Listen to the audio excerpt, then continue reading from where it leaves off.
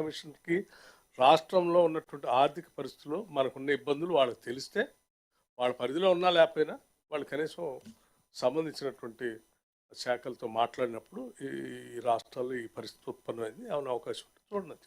Sir ఇప్పుడు నిన్న BJP MP Etela Rajendra finance commission submit చేసిన రిప్రజెంటేషన్లో తెలంగాణలో ఇంతకుముందు బీఆర్ఎస్ గవర్నమెంట్ కానీ ఇప్పుడు కాంగ్రెస్ గవర్నమెంట్ కానీ ఈ సెంట్రల్ గవర్నమెంట్ ఇచ్చిన ఫండ్స్ని ఇష్టమైనట్టు డైవర్ట్ చేస్తున్నారు. ఈ డైవర్ట్ చేసే స్టేట్స్ని బాగా కఠినంగా శిక్షించేటట్టుగా రూల్స్ పెట్టండి, మీరు రికమెండ్ చేయండి అని వాళ్ళు దాంట్లో రిప్రజెంటేషన్లో క్లియర్గా కమిషన్ని కోరారు. అది వారి ఆలోచన ఉండొచ్చు. భారతీయ జనతా పార్టీకి సంబంధించిన పార్లమెంట్ సభ్యులది లేకపోతే వారి పార్టీ ఆలోచనే ఉండొచ్చు. డైవర్షన్ చేస్తున్నారని నేను చెప్తున్నాను, వారి ఆలోచనే ఉండొచ్చు. ఈ రాష్ట్ర ప్రభుత్వ ఆలోచనని నేను మీ ముందు చాలా స్పష్టంగా చెప్పాను. సరే, గత ప్రభుత్వం అంటే ఆ గత ప్రభుత్వాలు సెంట్రల్ స్పాన్సర్డ్ స్కీమ్స్ని వాడుకున్నాయా లేదా అది వారికి కూడా తెలుసు. వారు అప్పుడు అందులోనే ఆర్థిక శాఖ మంత్రి పనిచేశారు కాబట్టి. మేము వచ్చిన దగ్గర నుంచి మేము ఆలోచన చేసింది ఏంటంటే తప్పనిసరిగా ఈ స్కీమ్స్ వాడుకోవాలని. వాడుకునే క్రమంలో అవి ఆ రాష్ట్రాలకి సూట్ అయ్యేటువంటి స్కీమ్స్ అయి ఉంటే ప్రజలకు ఉపయోగపడతాయి. నీకు ఎండ బాగా ఉంటే విపరీతంగా ఎండ ఉన్నవాడికి నేను ఉలెన్ కోట్ ఇస్తే వేసుకో అంటే ఉపయోగం ఉంటుంది. చలి ప్రాంతాల్లో ఉన్నటువంటి వాడికి ఉలెన్ కోటను లేకపోతే రగ్ ఇస్తే ఉపయోగం ఉంటుంది. 46-47 ఎండ వచ్చేవాడికి కాటన్ షర్ట్ ఇస్తే ఉపయోగం ఉంటుంది. నేను ఒకటే ఇస్తా అంటే ఈ షర్ట్ వాడికి ఇచ్చినా వాడికి ఉపయోగం ఉండదు, వాళ్ళ కోట్ నాకు ఇచ్చినా నాకు ఉపయోగం ఉండదు. నాకు కావాల్సింది నాకు సూట్ అయ్యేది నేను పర్మిట్ చేస్తే నేను స్కీమ్ డిజైన్ చేసుకుంటాను. ఏ స్టేట్కి కావాల్సింది వాళ్ళు డిజైన్ చేసుకుంటా ఆ డిజైన్ ప్రకారం మీరు అదే రేషియోలో డబ్బులు వేయండి అని అడుగుతాను. ఇది రాష్ట్రాలకు మేలు జరుగుతుందని. సో ఈ పద్ధతిని పరిశీలించమని వారికి చెప్పారు. ఇది మా ఆలోచన.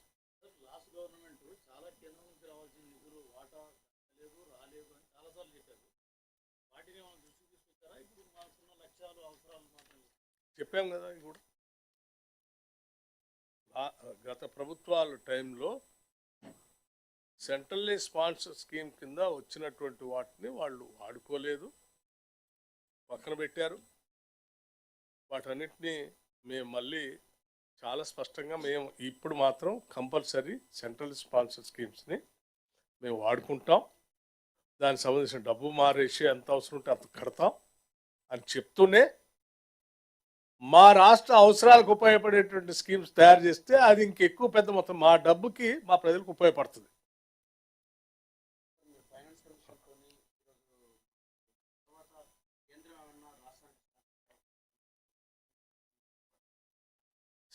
ప్రస్తుతానికి ఇప్పుడు ఇచ్చాము, ప్రజెంటేషన్ ఇచ్చాము.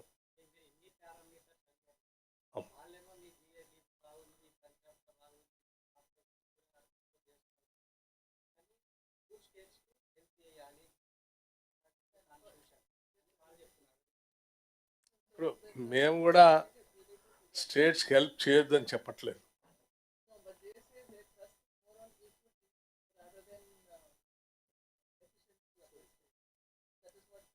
See, we are also not saying you don't give it to them. We don't say that.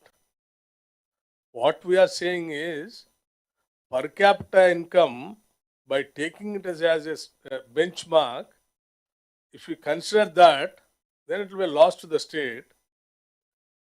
Why? Because per capita income, the way you are calculating itself, there is a lot of disparity in that. So don't take that into consideration, because this particular state is with a different social structure when you compare with other states. You have a feudal structure here. Land was available to only few people. Majority of the people are not having any access to the resources. It is not one day affair. It is a decades together. It is like this.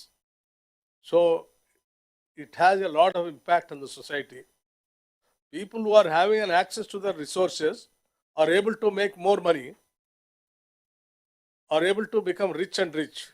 People who are not able to reach to the resources are becoming poor and poorer every day.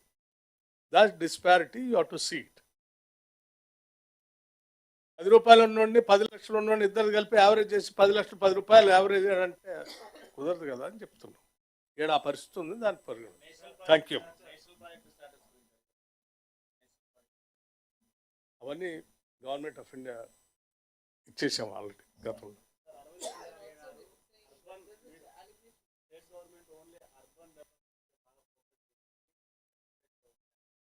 అమ్మా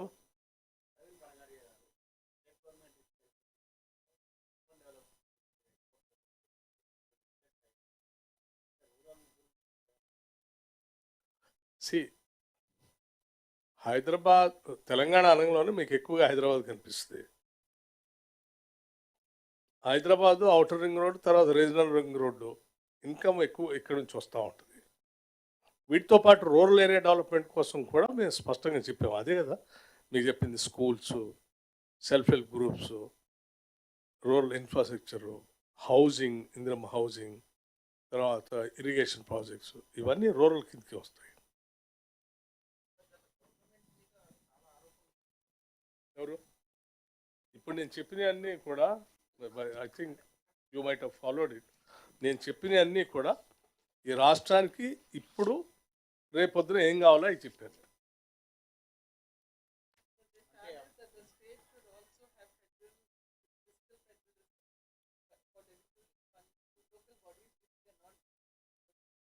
I'm sorry to say no to that, because 10 ఏళ్ళు state finance commission వేస్తే వాళ్ళు ఇచ్చిన రిపోర్ట్ని 10 ఏళ్ళు గత ప్రభుత్వం పట్టించుకోలేదు.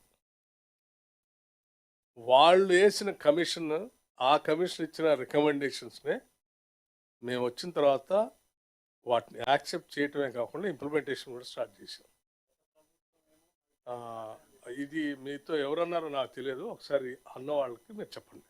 మీరు వేసినటువంటి వాళ్ళు, that's what I'm saying. So it is on record. The State Commission, Finance Commission, what previous government has constituted, though they have prepared the report, they have not even met them nor accepted the report. But మేము వచ్చిన తర్వాత వాళ్ళనే పిలిచి వాళ్ళతోనే మాట్లాడి వాళ్ళు ఇచ్చిన రిపోర్ట్ని యాజ్ ఇట్ ఈస్గా ఇంప్లిమెంట్ చేసాం కమిషన్. రైట్ అమ్మా.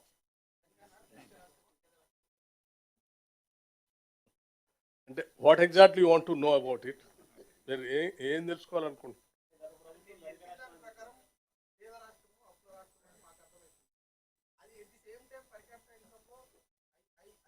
నేను ఎక్కడ పేద రాష్ట్రం అని చెప్పలేదు నీకు, ధనిక రాష్ట్రం అని చెప్పలే నీకు, పేద రాష్ట్రం అని చెప్పలే. నేను ఉన్న ఆదాయం గురించి చెప్పా, ఉన్న ఆదాయం చెప్పా, పర్ క్యాపిటల్ ఇన్కమ్ లెక్క కట్టేటప్పుడు ఉన్న డిస్పారిటీ గురించి చెప్పా. ఈ వాస్తవాన్ని వాళ్ళ ముందు పెట్టి దీనికి అనుగుణంగా లెక్క తీసుకొని చేయమని చెప్పాను. థ్యాంక్ యూ అమ్మా.